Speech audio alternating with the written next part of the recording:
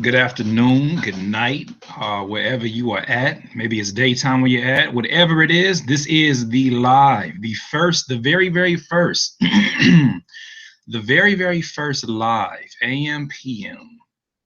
I want to answer you guys' questions because I'm sitting here and I'm waiting for these iTunes charts to pop up for Jubilee year.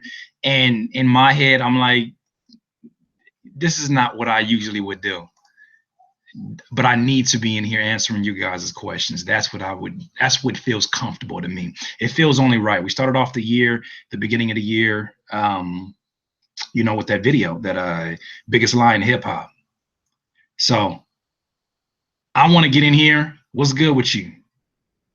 See everybody in here. Bandit, Virtual Cassette, Angel K, Ray B. What's up with you? So I'm here to basically answer your questions as we count down. Hold on, let me open up iTunes and make sure I'm not missing out on anything before I do. You was just watching one of the videos. That's dope. That's dope. I appreciate you watching.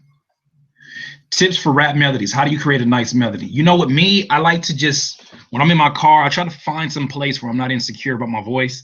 I like to find places where it's really just all about me coming up with ideas in my iPhone, in my voice notes. I'll literally sit there. Let me retype this title so they know. I literally sit there and I will come up with just weird little melodies or even like gibberish. It'll start off as, and I just keep doing that until I find some words that fit into that. Top 5 lyricists, man, you don't want to ask me that because my list always changes, but generally it includes Eminem, Royce da 5'9", Nas, Jay-Z, depending on what day you ask me. Who else? I mean, for the OG one, I gotta go with Rakim. But top 5, I think that Kendrick is making a really great attempt at that top list, even so early in his career. Is the album going to be on Google Play? Absolutely. Have you ever worked on Spanish tracks? I worked on a reggaeton track before. Get the F out of here, Curtis. Yes, I did. Back when reggaeton was super hot and I was trying to get myself popping, I worked with a reggaeton artist and we made a video that was hilarious. It wasn't hilarious then, but it's hilarious now because it was so cheesy. But yeah. Yeah, I think Jay-Z kind of, he has a bad rap when it comes to him as a lyricist. He says a lot of things. And I think he got a lot of flack when he said, truth be told, lyrics so truthfully, I be Talib Kweli. Truthfully, I wanted to rhyme like common sense, but I made 5 mil. I ain't been rapping like common sense. If your sense had that much in common and you've been rapping since your inception, fuck perception, go with what makes sense. Since I know what I'm up against, you and I got to do what makes sense. Yeah, no, that's Jay-Z. He said, what do you say? I dumb down my audience. He said, I triple my dollars and dumb down my audience. I think a lot of people didn't take too kind to that. A lot of hip hop fans. I didn't mind it. It's one of my favorites. My favorite MIDI controller is actually sitting in the corner. It's my Alesis 49 key. That's my favorite MIDI controller. What's another one in here? What makes a good song? What does a song connect with a large group of people? Well, you got to ask, what is it that's going on in your life that connects with a great amount of people? It's not really just about making a song and finding the right beat. And I think people can tell when you're being authentic, whether or not you're being real about what you're saying. So I think that a great song that connects with a large amount of people first starts with a concept that is centered in something that the general people can relate to. That's why when you see topics like, it's funny because Will Smith gets so much flack, but Will Smith kind of mastered this back in his heyday because he was making songs like, Just the Two of Us, where it's a song about him and his son. Well, how many people can relate to that on a regular basis? So you got to find these things that 20 years from now will still apply. I mean, it's part of making timeless music. And obviously in this day and time, people don't really concern themselves with that, but you will stand head above shoulders if you're able to create that and bring some more modern aspects to it, whether it's the production, whatever the case may be. You're going to really do well for yourself. Let me look at some more of these questions. What's your take on sound kits, sample kits? Do you think it's cheap? Nah, hell no. Don't believe none of them rules. Some of those rules are so cheesy. They're so corny because people have all of these rules until they find a kit that they absolutely love and then they break them. There's so many rules that you'd be surprised. Like a lot of folks who try to make these rules would actually, break them in any sort. Like there's nothing new under the sun. I don't think using them are cheap. Now, there's an argument for if you're using loops, like ready-made loops or ready-made melodic loops. I mean, you are in a sense sampling somebody else and you're not creating original music, but music is music, man. If it feels good and you did something right with it, did something different with it. I mean, if you're not just plagiarizing the whole damn thing, I mean, I think that it has a place in music. Somebody wants to hear that and they don't like it. Let's look at other stuff in here. I'm going to college. Virtual Cassette asks, or actually, no, Emilio asks, what's the best way to start building a mailing list? Well, offer incentive. Offer people incentive for their mailing, for the email. Don't just start pushing it out that you want to get their email, because people are very protective about the email like they are protective about their phone number. So give them some kind of incentive. If you're a producer, offer them 2 free beats. If you're a rapper, offer them some discount on merchandise. Just find a way to really offer them something that makes them say, this is a no-brainer, I have to do this. Hold on just a second. Let me, I think somebody said the project just dropped. So let me make sure I get these charts up here before I get right back to these questions. Because if you didn't know, I did release a project, and the Jubilee EP, Jubilee Year EP, now are looking to chart on the iTunes charts. That's the main thing that I'm after right now. So I'm trying to find up here where I can find the information I need. But keep the questions coming. I'm gonna be here for a second.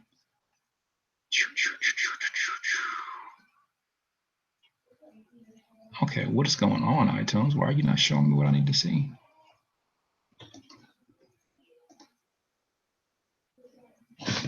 No worries. I still got my iPhone I can pull it up on until I figure that out. So let me get back to this question. What we got in here?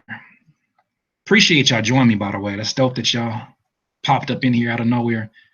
Mastering question. How do you get most of your tracks close to the same loudness? Well, it depends on what you're working with. Now, I have a program called Adobe Audition, which it does sort of a normalizing of all the tracks across the board.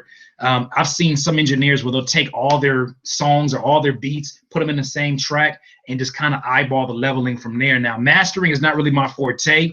I kind of outsource mastering, but that's just some of the stuff that I've seen.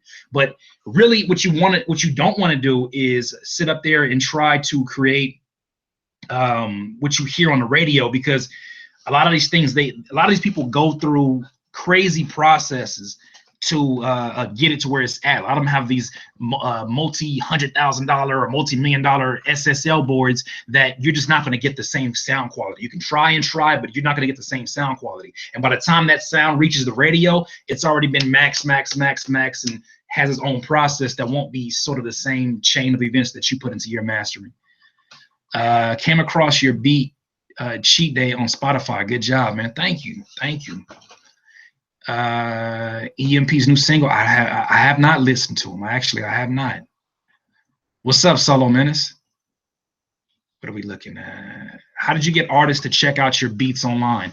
Well, I found the places that they go. I found the places that you find artists at. Where do you find artists at? You find them at shows. You find artists just all these different places they're at, these open mics. You just have to get out there, and you have to not be afraid to sell yourself. I think a lot of the times we think it's really dirty to sell ourselves, like, oh man, I don't want to have to, like, sell my beats, in terms of a salesman point of view, but you have to do it. They have to know, why should they mess with you, especially if you don't have any credits, you're not able to use that. It's like, what do we have to base it off of? So you got to get in their face. Sometimes interning at a studio, I've heard people intern at a studio and they have an opportunity to be in front of artists at all points in time. But it's important that no matter who you meet, you establish business in the very beginning. Something I did when I first moved out to this new city was that I had sessions where I basically said, look, I'll give you your first beat free, but I just want you to see what I can do. Once you see what I can do, then understand that it's going to be a charging situation. So yeah, that's what I suggest with that. Do you ever like metal music to help you make drum tracks? I do. There's a band called Volumes. The drummer is dope. That's dope, man. I haven't even thought about doing that.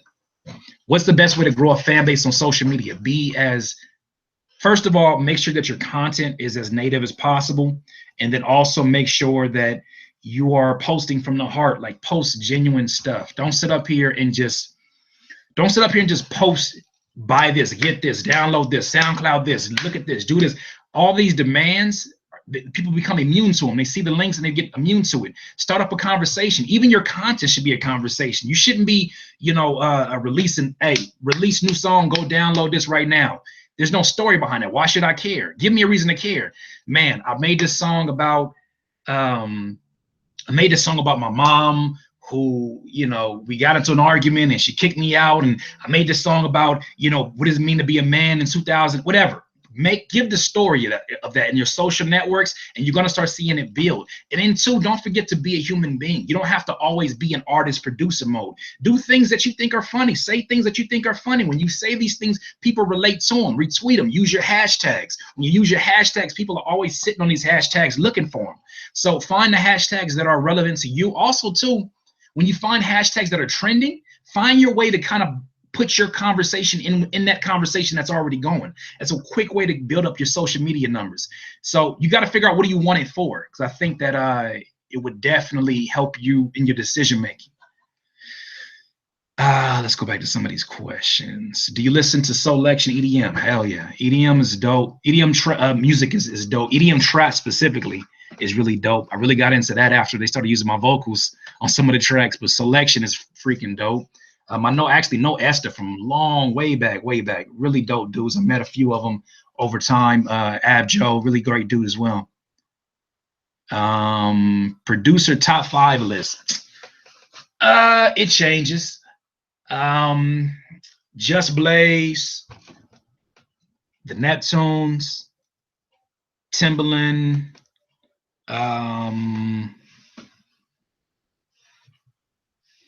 THX, and who else? Probably Flying Lotus. It's like between Flying Lotus and Dilla, even though you're gonna say that's not even a competition, but no, it's Flying Lotus and Dilla for sure. What producer inspired me the most? Probably Just Blaze. What are your thoughts on rap parody songs? I mean, it has a place, there's an audience for it. Like, that's what I'm saying. You got to find what it is that you do best. Sometimes, I'll give you an example. There was a rapper, there's actually a rapper who was trying to make his way out there. He was trying to do his best to get his music out there like any other rapper. It wasn't working for him. He fell on hard times, and in the midst of him falling on hard times, his son asked him to buy him for his dad to buy him a toy, this little toy. I guess it's like a whole culture of toys. So he buys a toy and actually does some research on the toy and figures out like they all have crazy backstories. So you know what he does? He decides, you know what? I'm just going to start rapping about the toys for no odd reason. He starts rapping about them. He starts seeing his videos pop up, and now he's getting millions and millions of views. And he transformed from just doing raps about that to now when that convention for that particular toy comes, he's the only person that performs. Because he found a niche for himself, and he beat that down to a pulp. And even to this day, he still get millions of views. I can't remember exactly what his name is, but that's his story. So parody rap has its place. Find your voice. Find what it is that you do best. That is the only way you're gonna find success, is doing what you do best. What's your personal favorite song off of Jubilee Year? Man, King Me. I keep listening to King Me. It may not be everybody's cup of tea. I love that song. Also, are you hyped for J. Cole's new album? Hell yeah, I'm a big J. Cole fan. I can't wait to hear that. Social media growing seems such a low. I don't know how to attract more people to my channel. I try to attract people at school, but still no luck. Well, it depends on how you attracting those people to what you're doing. If you're attracting them in the same ways that everybody else does, and it's almost like trying to date somebody. You know what I mean? Like, you can't just go to them with some game like, yo, I'm a great person. I do what I do. Come out and go out with me. They're like, no. So it's no different from that. I'm not saying you got to date, these people on your social media, but you have to bring them in. You have to lure them in. You have to have something that is provocative enough to bring people in. So that's important. What's your view on mumble rappers? Do you think they are a new wave of hip hop, or do you think it's just going to die out? I think that it depends on how people react to it. You know, I think a lot of people are reacting to the mumble rap with a lot of anger and a lot of, discontent. But the more anger you put towards it, you realize the more of it that's going to come out, because people that finally found a way to pop up out of obscurity. I'll tell you, the biggest problem is for rappers, they need to find a way that they can leave obscurity, which is nobody knows who they are. So if you're talking about it, if you're constantly saying how much you hate it and how much it's killing hip hop, these folks are getting very much empowered by it, and because of that, now they have a stage, and they have an audience to do the things that they do, because they know at least if somebody don't like them, at least somebody will hate them, and for some people, that's good enough for them. I am still searching. What is going on with my iTunes? I don't know if I need to get the latest one or something. This is so whack. Oh, you know what? Let's try this. Still bring those questions in. I'm still looking forward to those questions. I'm just trying to multitask, and I did not want to miss. I haven't missed a week this year of AM PM. I didn't want to miss one just because I have an album coming out. This is what I want to do for you guys and make sure that you guys get the value that you deserve, man.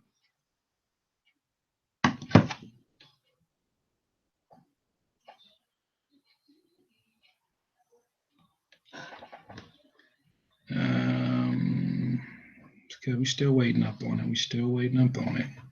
No biggie. Cool. It's not even 9 yet. I think we'll be good. Let me go back to these questions. Sorry about that, guys. Do you have an emo playlist? If so, what are your favorite tracks? You know what? I used to have an emo playlist, and it included like Coldplay, Clocks.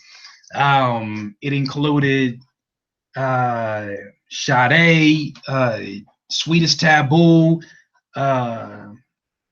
What is it? Love is Stronger Than Pride by Sade. It included Jill Scott, Long Walk, Slowly Surely. But I try not to make no more emotional emo playlists. I'm in a really good space where I want my energy to be up high. So I find music that keeps my energy high, and it keeps my spirits high too. How do you feel about selling cassettes, vinyls, analog media? Yo, if you have the audience for it, I say do it. People are out there still buying these things. Now, obviously, they're not the numbers they used to do when it first came out, but there's still an audience for that. Knowing that there's still an audience for that, I mean, it's cool to offer, especially if you have music that really makes people feel that vintage feel. Why not have something that really, from a branding standpoint, just stamps that over the head? How do you build a fan base locally? You got to jump into the local events. You got to jump into the open mics. You got to jump into studio sessions. You pretty much, if nobody knows you, you're going to have to say yes to about 95% of the stuff that you come in contact with. You don't have any record. You don't have anything that you can stand on your own toes and say, I don't need y'all. You're trying to get known. You're trying to get people to know about you. You got to go to the places that people congregate. So if you see people congregating to a local show, you got to be at that show, even just to show face. Even if you're not performing, you got to show face. Even like, think outside the box. For me, thinking outside the box was going to a spoken word venue. When I went to a spoken word venue, I found that I was in front of a lot of people who happen to like hip hop music, even though they're not there for a hip hop night. So you got to think outside the box, maybe even go to a local sports event, just really talk to people, and you have to be social. That's the only way you're going to get a fan base. I know there's a lot of people out here who are like, yeah, but there's a lot of rappers who are like really mysterious and they grow a fan base. Well, somebody had to be social on their behalf. It has to happen somehow, some way. People got to know exactly what it is that they need to relate to you and why they should even care about your music, why they should be a fan of your music. Who do I want to collab with? Man, honestly, I used to have all these people I wanted to collab with, and I mean, really, it comes down to 3 R&B artists: Sade, Erykah Badu, and Jill Scott. After that, I'm good. I don't have to collab with no rappers or nothing. I get them one of them 3. I've did my job, but that's one of my goals. What about bomb-ass cover version of a hot rap song? Am I likely to have my original music looked at? It's another way. It's almost like doing covers. If you make a really great cover, I mean, it's a little bit more difficult in rap because everybody's so territorial about, oh, that's somebody else's work. And it's not as open as like pop music where you're able to do covers and people are like, yo, you have a great voice. Unless you're doing a singing version of somebody's rap song, that could be another way to do it. How do you handle copyrights? I have a whole video on how to handle copyrights, but I mean, you follow the instructions in that video. You basically, I believe it's copyright.gov. You can even put a bundle of your music at the same time. And I do this where I take a bundle of my music. I even wait a couple of projects, send a bundle of music and send that through. And I just wait for the process to be complete. And in the meanwhile, I make sure that I cover my other bases by making sure that I have all my dates. Anytime, just in case somebody tries to do something shady, I always cover my bases. Is 15-second promo videos before a release a good idea? Actually, yeah. I mean, I think in as much content as you can get, if you don't learn anything from this Jubilee year project and this release, content. You do a radio interview, you got about 5 pieces of content in that interview. If you did a great interview, you got about 5 pieces of content that you can chop up from that one interview. You can make a 15-second clip where you said something really inspirational or something really, really funny, and then you share that with your audience. You share that with your audience, now all of a sudden it's like, oh, damn, I didn't even know about this interview existed, especially when they're long-winded. A lot of people don't have the attention span to listen to an hour-long interview or whatever. So it's great to cut that off and find other pieces of content. Have you ever thought about switching DAWs? Nah. FL Studio does it for me, man. I love it. I love it. What do you do in those moments when you feel like it's all not working or worth it? I change my physiology, which is my physical, and I change my focus. Whatever you focus on is going to be reality. So if I focus on, oh, it's not working, it's not working, it's not working, it's not working. It's almost like, and I learned this from Tony Robbins, but it's almost like looking inside of a cupboard and somebody says, man, I need you to find the pepper for me. And you looking and you look and you're like, the pepper's not in here. You have no pepper. You're looking. And then the person's like, it's right there on the second shelf. And you're looking. You're like, I don't see it. Then they come walk behind you and then they pick the pepper up like, you didn't see this? Same thing with what you're focusing on. If you keep telling yourself, oh, I can't see it. I can't see it. This music is not worth anything. Oh, I don't feel like it's not doing anything. You keep focusing on that. That's going to be your reality. So you got to change your physiology, change your focus, change your language too. Because, it's always worth it. If it told your story in an accurate way, if it told your story and it made you feel good inside, it's worth it. Because somebody else will be able to relate to that. It may not be somebody in your city. It may be somebody that's 2 states over. You got to get your content out. We in the information age. We have the time. We have the luxury of jumping on the internet like I am right now and speaking to hundreds and millions of people. You know what I mean? So it's always worth it. You just got to find who it's worth it to. How do you handle a lease that is now sold exclusively? I mean, it's done. I mean, I think that's your question, but when it's sold exclusively, the lease is done. Like that person has rule over all other person who bought exclusive has rule over everybody else that bought in a leasing. That's theirs. You know what I'm saying? Like, but most times what you find is that people who lease the beats, they don't generally put it up for sale. They just really want to put it on their mixtapes. So you really don't ever really have that problem come up. Not at least I haven't. A few times it's happened, but never any conflict. Most people just go out there, use the same beat, and realize that there's not just one audience that we all have as rappers or even as producers. We all have this grand amount of people. Nobody can steal somebody's fans. It's just not going to happen. If they steal your fans, they weren't really your fans, first of all. But second of all, it just doesn't exist. There's way too many people in this world. Let me see what else we got in here. What's going on, Boom Doc? Yeah, I think I need to, Marquis, I think I need to be doing more of these live streams. I don't know how, what do you guys think?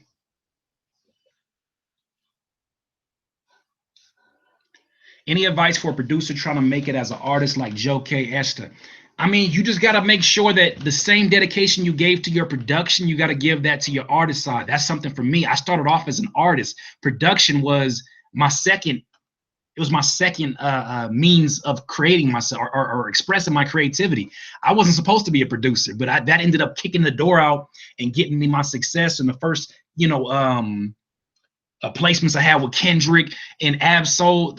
That came when I was I made 20 beats on FL Studio when I first got it. One of those 20 beats ended up being a placement with Ab-Soul and Kendrick Lamar. I kid you not. But that's what I'm saying is that the same energy that I gave myself as an artist, I gave to me as a producer. I said, yo, I'm gonna kill this. I'm going to kill this. That video I did today about, you see that mailbox? I'm going to that mailbox. It's the same mentality. Same mentality. I'm going to find a way to get it done. I don't care how much I don't know. I don't even care how much I'm not motivated. I'm going to get this shit done.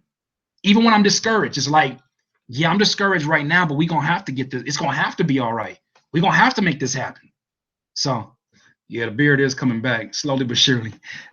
Thank y'all for y'all patience. Are there any samples in your project? If so, did you have to get them clear before? Nah. Thank the Oh Gosh Leotis. If you're an artist, ohgoshbeats.com. ohgoshbeats.com. ohgoshbeats.com. This dude is freaking ridiculous. Everything we had on there was played live or through contact players or whatever. He played everything live. He recorded all my vocals within FL Studio. Cannot believe it, man. This dude is a freaking prodigy. What's going on, Fabe Star? Uh-oh, they said I'm number 32 on the hip hop charts right now. Let's push it up. Let me check this out right now. Let's keep it pushing. Let's keep it pushing.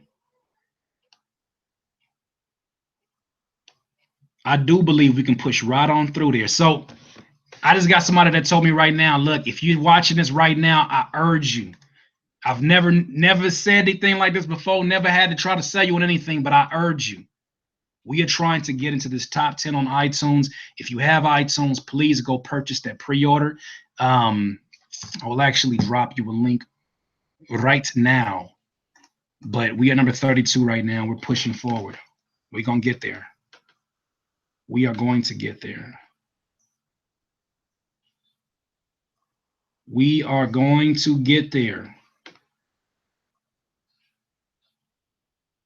That's crazy. People are already listening to it. That is beautiful. Let me give you guys this link, though, in case you want to support. But I'm here for you at least for the next 5 minutes, because I do want to be on the lookout, and I'm not going to be much of an attentive Curtis King when this thing officially drops. Do you really live off of your music? Because I want to do the same and eventually not have a J job. Yes, I live all the way off of my music. Thank God. I've not a day passes by that I'm not thankful that I'm able to live off of my music. What kind of video editor do you use? I use Sony Vegas Pro 13.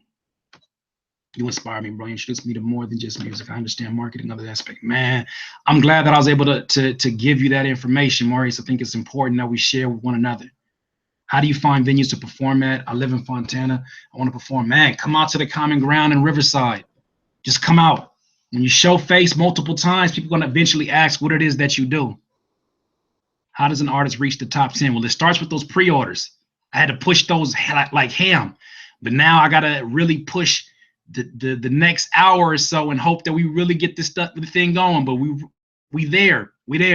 So that's why I'm going to have to actually cut this short very soon. But I appreciate you guys joining me for this very short AM PM live. I'll take a few more questions before I go ahead and duck out, because I'm very eager to go check this out and see where we're at.